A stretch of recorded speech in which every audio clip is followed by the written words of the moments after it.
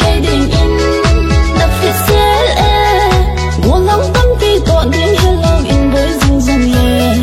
tổ lên tham môi nắng tan hết rồi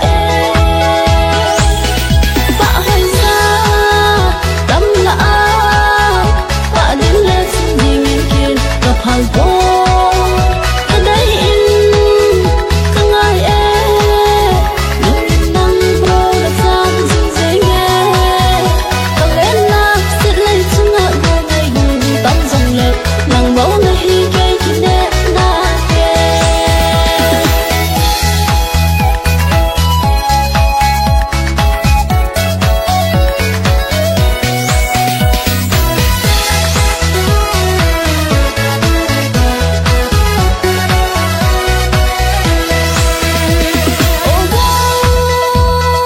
nắng vắng rung lệ xa in hung đi buồn lòng dền này kỳ vô nhà ta đi kèm thấy đi này thái xiêm lệ ra gà xiêm phim thì gỗ bôi tiền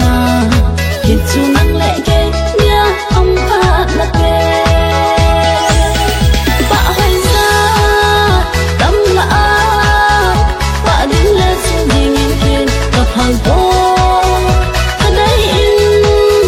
không ai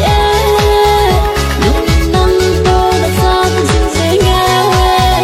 còn lên na xịt lấy chung ngã ngồi ngày gùi tâm dòng lệ nàng mẫu ngày hi cây thì nè na về